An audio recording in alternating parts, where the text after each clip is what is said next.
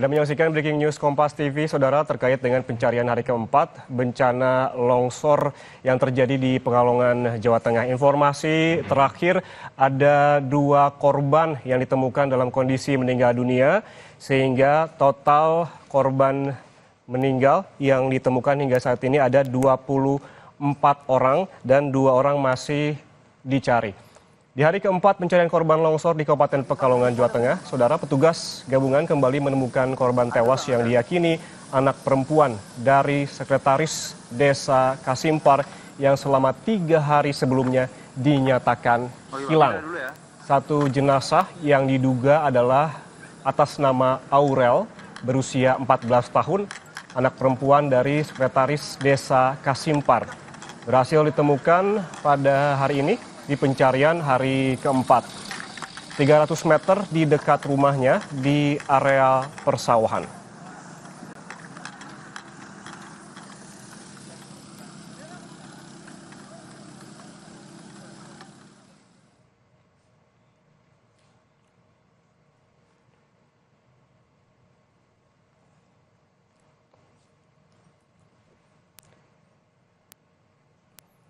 Dan Saudara, informasi terbaru beberapa saat yang lalu memang telah ditemukan kembali 2 jenazah di area bencana longsor di Pekalongan, Jawa Tengah.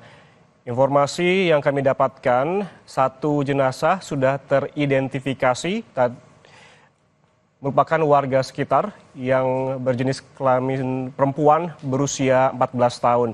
Ada jurnalis Kompas TV, Jinawi, yang memantau langsung di lokasi kejadian. Kita langsung bergabung dengan jurnalis Kompas TV, Jinawi. Jinawi, selamat pagi. Seperti apa kondisi di sana? Tadi ada informasi 2 jenazah baru ditemukan. Informasi terbaru apa yang bisa Anda sampaikan kepada pemirsa Kompas TV?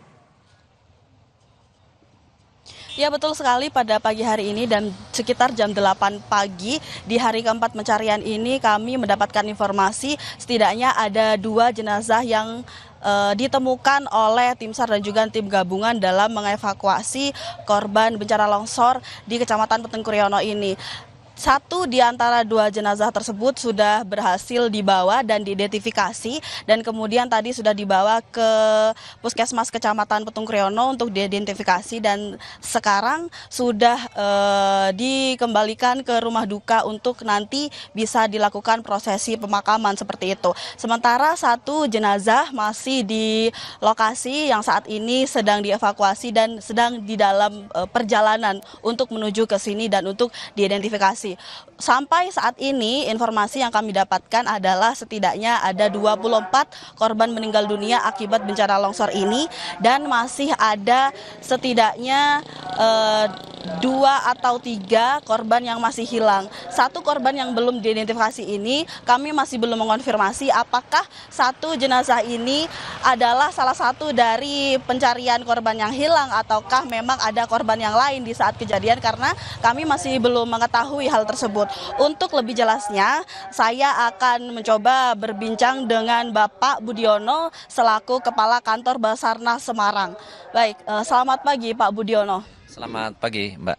Ya. Pak, kami mendapatkan informasi bahwa pagi ini ada kabar 2 jenazah dari lokasi menuju ke sini untuk diidentifikasi. Seperti apa, Pak? Lebih jelasnya. Ya, baik, benar sekali untuk operasi hari keempat ini. Tadi pukul 08.00 tim SAR gabungan telah menemukan korban pertama atas nama Aurel, usia 14 tahun, jenis kelamin perempuan. Dan kemudian tadi baru saja informasi dari lapangan juga ada 1 korban lagi ditemukan di sektor 3. Sedangkan korban pertama tadi di sektor 1, yaitu di area rumah Pacarik. Dan yang 1 lagi ini dalam proses evakuasi di area sektor 2, yaitu di area Alo Cafe. Mudah-mudahan yang kita cari ini sesuai dengan data yang kita punya, sehingga kalau kita jumlahkan berarti sudah ada 24 korban meninggal ditemukan, sehingga masih ada 2 lagi korban yang dalam pencarian. Mudah-mudahan yang kita cari tadi itu adalah sesuai dengan data yang kita cari, sehingga masih ada 2 lagi. Baik Pak, ini kan artinya dari jam 7 pagi tadi tim SAR dan juga gabungan bergerak untuk mengevakuasi korban. Kemudian ini jam 8 kami mendapatkan informasi bahwa sudah ada yang dibawa ke sini. Ini bagaimana Pak akhirnya bisa begitu cepat mendapatkan dan bisa mengevakuasi korban Pak?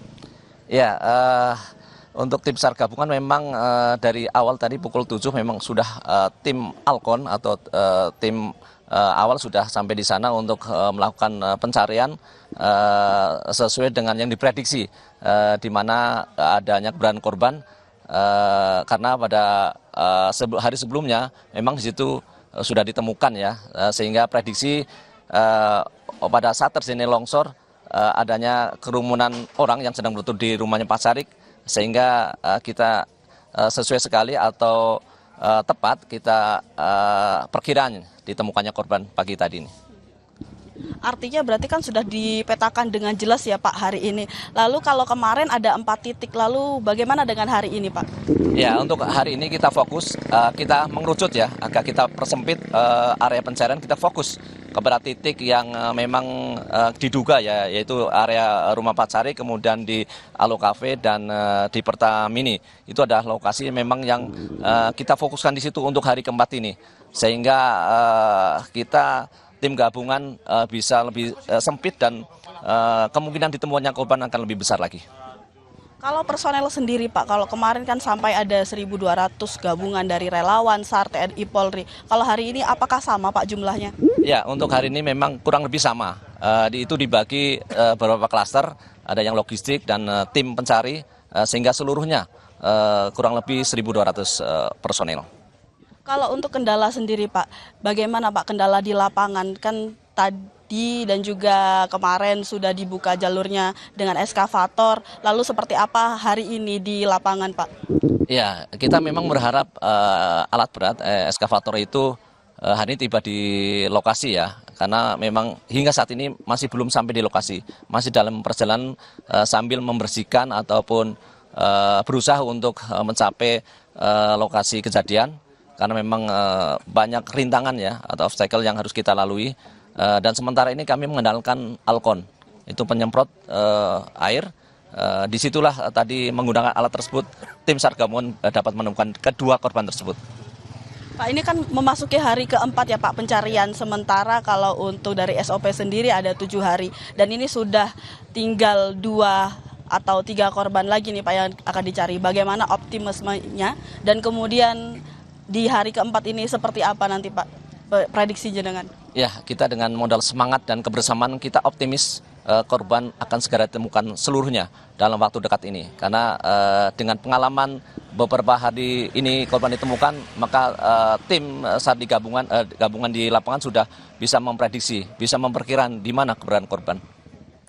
Terakhir ini Pak, ini kan cuaca dari kemarin seperti ini mendung walaupun belum turun hujan. Itu seperti apa cuaca di lapangan Pak? Karena kemarin kan jam 3 sore ini harus diberhentikan karena kabut dan hujan ya Pak. Lalu bagaimana cuaca hari ini? Apakah juga ada rekayasa atau seperti apa Pak? Iya, kami sudah berkoordinasi tadi pagi dengan BMKG dan BNPB bahwa hari ini ada rekayasa cuaca ya. Dan terbukti tadi pagi hingga saat ini masih belum turun hujan ini.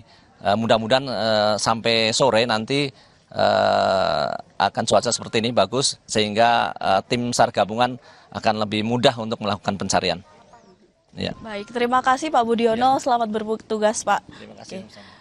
Ya saudara, untuk hari ini di hari keempat masa pencarian korban dari longsor di Kecamatan Petung Kriono ini, tentu saja kita berharap agar cuaca mulai dari pagi hingga sore nanti tetap cerah seperti ini sehingga bisa memaksimalkan para tim SAR, tim gabungan dan juga TNI Polri untuk bisa mengevakuasi korban-korban yang sudah diidentifikasi sebelumnya. Seperti itu, kembali ke studio. Jinawi, apabila Anda perhatikan di sana, memang apakah aksesnya sudah sepenuhnya dibuka? Kemudian apabila akses sepenuhnya dibuka, bagaimana dengan aktivitas warga di sana? Karena kita ketahui sebelumnya akses ditutup sehingga kegiatan warga terhambat di Petung Kriono, Pekalongan. Iya baik, sebetulnya untuk akses di sini untuk menuju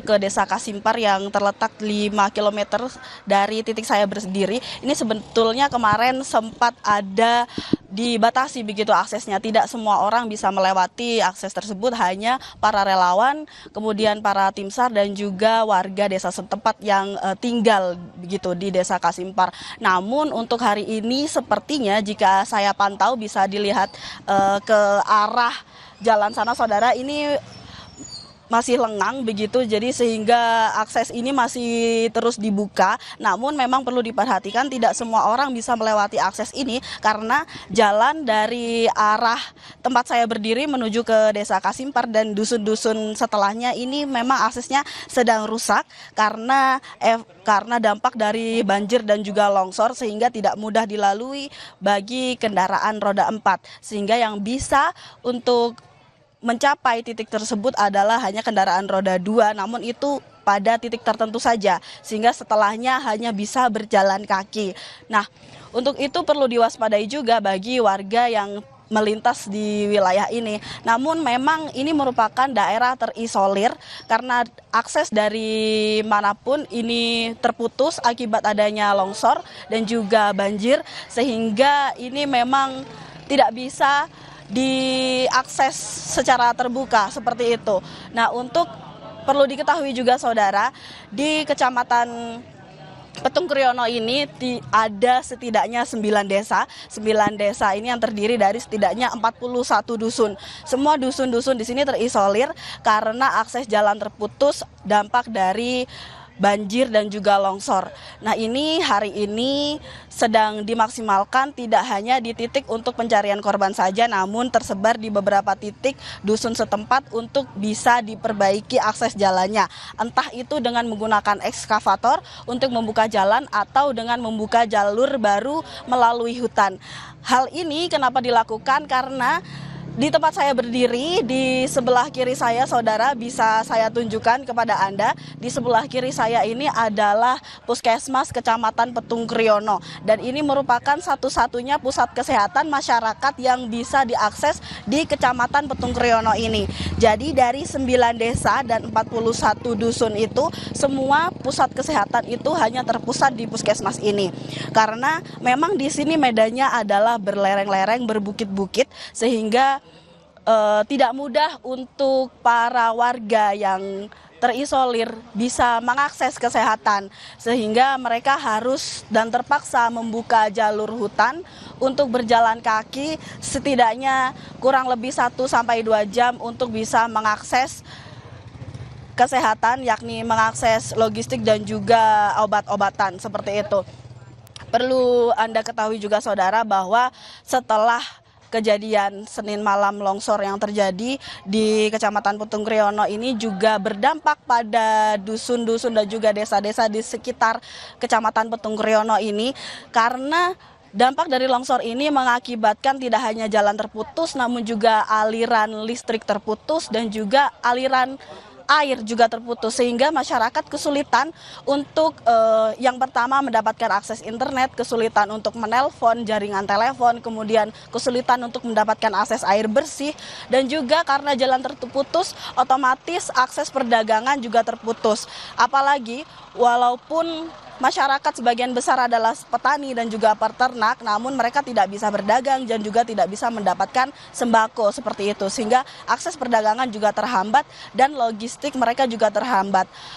Kalau bisa digambarkan di posisi saya berdiri sendiri di sini, ini di belakang saya memang ada posko kesehatan dan juga posko untuk para korban. Namun di 1 kilometer di bawah ke arah kanan saya ini adalah posko logistik, di mana setidaknya posko logistik itu bisa membuat setidaknya 5.000 bungkus nasi yang nanti akan disebarkan kepada dusun-dusun daerah yang terisolir seperti itu. Baik, ada 2 jenazah hari ini yang ditemukan oleh petugas gabungan BPBD, di mana 1 jenazah sudah teridentifikasi di Puskesmas Petung Kriono, sementara 1 jenazah lagi masih dalam perjalanan ke Puskesmas. Dan saudara, memang aktivitas warga terhambat karena dibatasi kegiatannya. Ada 9 desa yang paling tidak hingga hari ini masih dibatasi karena jalannya terisolasi dan kemungkinan akan dibersihkan dan juga dibuka akses dengan membuka hutan. Terima kasih Gina Wirana atas laporan langsung dari Pekalongan, Jawa Tengah. Saudara, di hari keempat pencarian korban longsor di Kabupaten Pekalongan, Jawa Tengah, petugas gabungan kembali menemukan korban tewas yang diyakini anak perempuan dan sekretaris Desa Kasimpar yang selama 3 hari sebelumnya dinyatakan hilang. Satu jenazah yang diduga adalah beratas nama Aurel, berumur 14 tahun, anak perempuan dari sekretaris Desa Kasimpar yang berhasil ditemukan pada hari ini. 300 meter di dekat rumahnya di area persawahan. Baik, alhamdulillah pada hari keempat ini, pagi hari ini kita berhasil menemukan almarhumah Aurelia Siva Zara, putri dari Pak Carik, Pak Sekdes. Alhamdulillah, mudah-mudahan tanggal 3 lagi ini bisa hari ini kita selesaikan. Itu ditemukan di titik mana itu, Dan? Kalau informasi dari yang di lapangan itu dekat yang posisi terakhir kemarin, berarti kurang lebih sekitar 300 meter dari rumah Pak Carik, ditemukan di area persawahan setelah jalan. Area pencarian yang tadinya kemarin kita menyusur sungai sudah kita hentikan, jadi kita fokus di area 1, 2, dan 3, area di bawah Pak Carik, kemudian area Bertasok itu, kemudian satu lagi di bawah kafe. Ini korban langsung dibawa ke rumah? Langsung dimakamkan di Desa Kasimpar.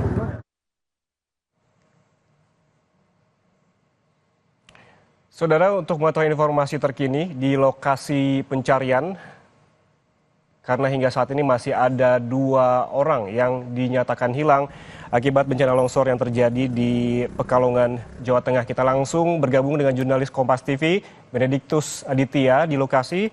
Bene, selamat pagi. Tadi sempat ada wawancara dengan Kabasarnas Semarang bahwa disebutkan pencarian dipersempit begitu di daerah kafe. Seperti apa fokus yang Anda lihat saat ini di sana? Ya, selamat pagi dan juga saudara, memang berdasarkan informasi yang kami terima untuk di hari keempat proses pencarian dan juga evakuasi ini wilayah yang difokuskan ini dipersempit begitu. Dari kemarin ini ada 4 sektor setidaknya, kini jumlah wilayah atau sektor ini berkurang menjadi 3 sektor karena difokuskan di titik salah satu titik terdampak yang saya kabarkan di tempat ini merupakan tempat rumah atau dari sekretaris Desa Kasimpar, yaitu Pak Sularso begitu. Nah, terkait tadi juga ada penemuan satu jenazah lainnya di titik saya mengabarkan. Nah, saya mau coba bertanya sedikit dengan safety officer di sektor 1, yakni Handoko dari Basarnas. Pak Handoko, mungkin bisa dijelaskan kepada pemirsa Kompas TV. Tadi untuk penemuan jenazah satu lainnya yang tadi pagi ditemukan sekitar pukul 7:30 pagi begitu, Pak? Ya, tadi ditemukannya di area persawahan, yang dimana korban teridentifikasi atas nama Aurel. Tadi kita teman-teman itu melakukan pencarian dengan menggunakan Alkon. Kebetulan korban juga muncul kelihatan, lalu kita evakuasi. Pak, terkait ini proses selanjutannya pencariannya ini sudah mengerahkan alat seperti apa aja, Pak? Ini kalau bisa dijelaskan. Ya, saat ini kita peralatan yang digunakan yaitu Alkon, pompa air untuk mengalirkan lumpur-lumpur yang tertimbun. Lalu untuk operasi kita bagi 2 di sektor 1, yang dimana di wilayah Pak Carik, yang kedua di sekitar jembatan, karena banyaknya korban yang dari kemarin sampai hingga saat ini tadi ditemukan. Pak, berarti untuk wilayah yang dilakukan proses pencarian dan evakuasi ini kan ada 3 sektor, di mana sektor 1 sendiri ini terbagi menjadi 2 begitu ya, Pak? Ya, betul. Pak, kemarin saya sempat memantau di daerah atas ini teman-teman dari Basarnas juga TNI Polri ini sempat melakukan proses pencarian juga, tapi sekarang fokusnya agak bergeser ke bawah. Bisa dijelaskan, Pak, mengapa? Siap, karena ada pekerjaan di atas, yang dimana di wilayah Pak Carik itu kalau misalkan teman-teman ada pekerjaan di bawah nanti bisa membahayakan teman-teman. Makanya saya dorong ke bawah, lebih safety untuk teman-teman bekerja begitu. Pak, rencananya target untuk hari ini akan dilangsungkan proses pencarian dan evakuasi sampai pukul berapa, Pak? Kalau kita kondisional, tergantung cuaca, juga ada perintah dari posko. Pak, ini kan kalau saya lihat dari pantauan, ini agak sedikit berkabut dan juga agak mendung. Antisipasi yang akan dilakukan dari Bapak selaku safety officer di sektor 1 ini seperti apa? Ya, untuk antisipasinya ketika hujan turun kita hentikan operasi. Berarti saya mau tekankan, berarti kalau semisal ini akan ada turun hujan begitu Pak di wilayah pencarian dan evakuasi, ini teman-teman dari tim gabungan juga akan langsung bergerak untuk mundur begitu Pak? Siap, kita tarik semuanya karena untuk keselamatan teman-teman yang di lapangan. Berarti ini masih ada potensi longsor susulan kalau bisa dikatakan, kalau semisalnya nanti ada hujan lebat susulan begitu ya Pak? Ada, karena di atas ada rekahan yang cukup lebar begitu. Siap, terima kasih Pak Handika atas kesempatannya. Nah, Yan dan juga saudara, memang tadi dikatakan bahwa proses pencarian ini masih terus berlanjut, begitu di sektor 1 dan juga sektor 2 tepatnya. Namun untuk sektor 1 sendiri ini dibagi menjadi 2 daerah, yaitu sektor 1A dan sektor 1B, begitu tepatnya di sekitaran atau area rumah Sekretaris Desa Kasimpar, yakni Sularso, yang diketahui memang barusan saja tadi pagi setengah 8 pagi ini satu jenazah yang teridentifikasi maksud kami atas nama putri dari Sekretaris Desa Kasimpar yakni Aurel ini sudah dibawa menuju ke puskesmas, dan berdasarkan pantauan kami memang sempat dilakukan proses evakuasi kemarin di sebelah atas sana, namun untuk hari ini proses evakuasi difokuskan di titik bawah, ya ini area persawahan begitu, karena mengingat di atas sana ini sedang dilakukan pekerjaan karena adanya potensi retakan yang terjadi di jalan atas, sehingga ini tadi Handika menyampaikan kepada kami selaku safety officer untuk mengerahkan para tim gabungan ini bekerja di area bawah, karena bisa saja sewaktu-waktu potensi longsor susulan ini bisa terjadi, ditambah dengan jika nantinya ada turun hujan begitu, ini berpotensi akan terjadi longsor susulan di daerah Desa Kasimpar, tepatnya di sektor 1 wilayah pencarian dan proses evakuasi saat ini. Begitu Yan. Bene, Anda sebutkan tadi bahwa memang dipersempit begitu pencarian hingga saat ini ada di 2 sektor 1 dan sektor 2. Sektor 1 dibagi menjadi 2 bagian. Bagian atas memang tidak direkomendasikan karena memang dikhawatirkan akan adanya longsor susulan begitu. Tapi saya lihat di gambar terbaru yang Anda kirimkan, Bene, belum juga ada alat berat yang dikerahkan ke lokasi. Sebetulnya apa kendalanya?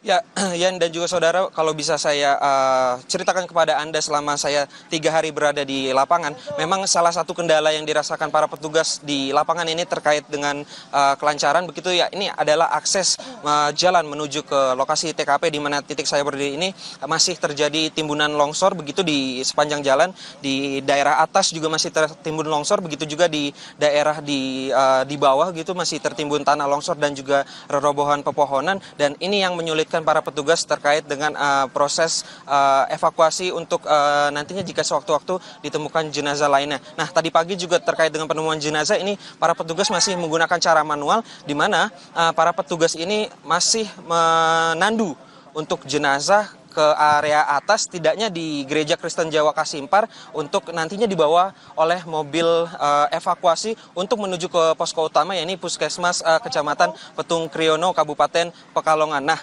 kalau memang tadi berdasarkan informasi yang kami terima, memang hari ini sudah diterjunkan setidaknya ada 3 unit alat berat, namun untuk unit alat beratnya ini masih berukuran medium karena medan yang terjal dan juga jalanan yang sempit. Ini merupakan tantangan utama dari unit-unit alat berat ini untuk masuk dan membersihkan sisa-sisa tanah longsor dan juga rerombohan pepohonan yang kita ketahui ini memampang di sepanjang jalan menuju ke lokasi saya berdiri. Begitu, Yan. Ya, akses yang sulit, juga pohon yang roboh juga menjadi kendala bagi alat berat untuk datang ke lokasi kejadian ataupun lokasi longsor. Dan Bene, ini difokuskan di 2 titik, di sektor 1 dan sektor 2, di mana disebutkan tadi bahwa sektor 1 ini juga merupakan kafe dan juga permukiman begitu. Bisa digambarkan kepada kami seperti apa sebetulnya lokasi longsor yang dipersempit ini? Apakah memang permukiman warga yang padat penduduk atau seperti apa? Karena memang ada kafe juga yang ada di sana.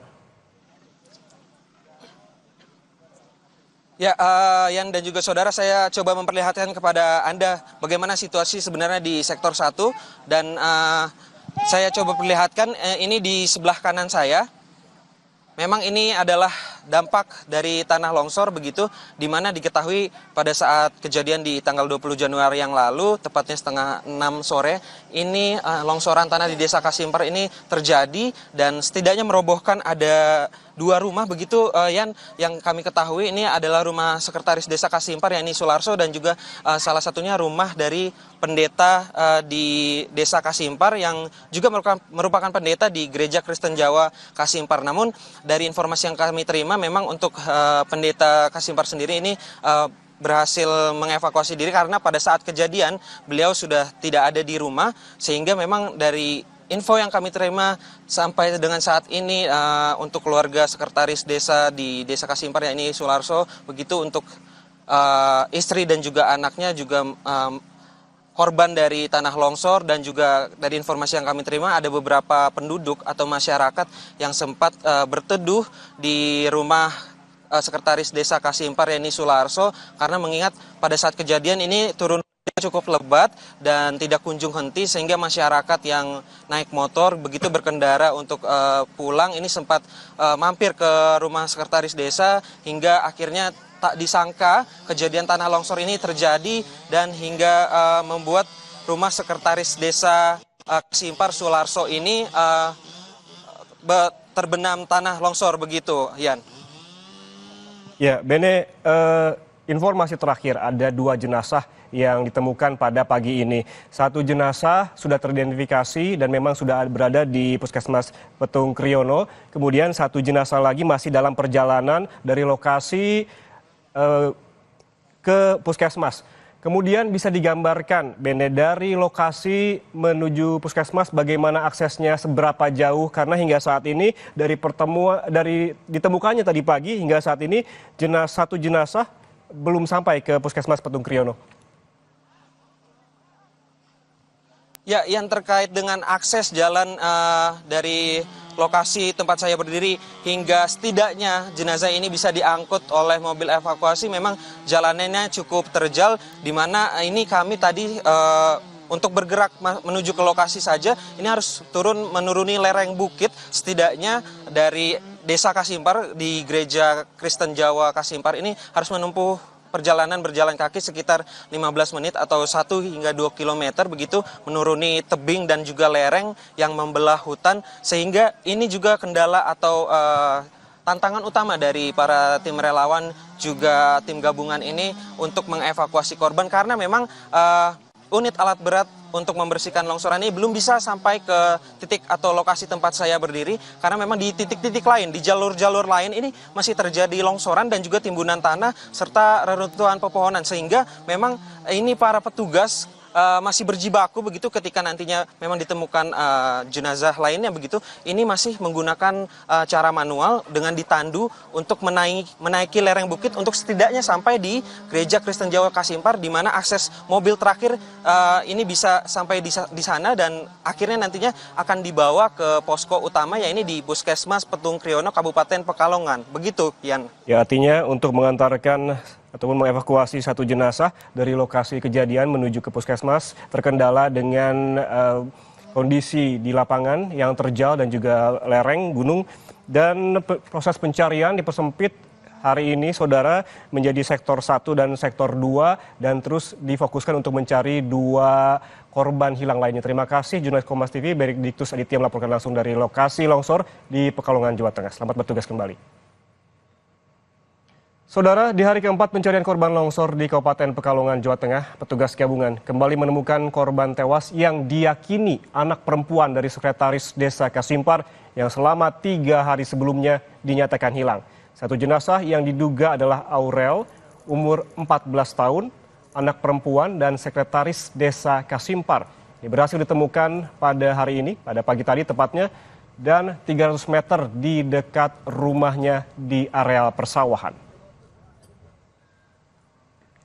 Baik, alhamdulillah pada hari keempat ini, masih pagi hari ini kita berhasil menemukan almarhumah Aurel Yasifa Zara. putri dari Pak Carik, Pak Sardes. Alhamdulillah, mudah-mudahan tanggal 3 lagi ini bisa hari ini kita selesaikan. Itu ditemukan di titik mana itu, Dan? Kalau informasi dari yang di lapangan itu dekat yang posisi terakhir kemarin, berarti kurang lebih sekitar 300 meter dari rumah Pak Carik, karena di area persawahan setelah jalan. Area pencarian yang tadinya kemarin kita menyusur sungai sudah kita hentikan, jadi kita fokus di area 1, 2, dan 3, area di bawah Cari, kemudian area Bertasok dulu, kemudian satu lagi di bawah kafe. Jadi korban langsung dibawa ke rumah? Langsung dimakamkan di Desa Kasipar. Saudara, dengan ditemukannya 2 jenazah pada pagi ini, korban dari longsor di Pekalongan, artinya ada total 24 korban tewas yang telah ditemukan dan 2 lagi masih dicari hingga saat ini di sektor 1 dan sektor 2 di Petung Kriono, Pekalongan, Jawa Tengah. Sesaat lagi Breaking News Kompas TV masih akan kembali untuk Anda. Tetaplah bersama kami.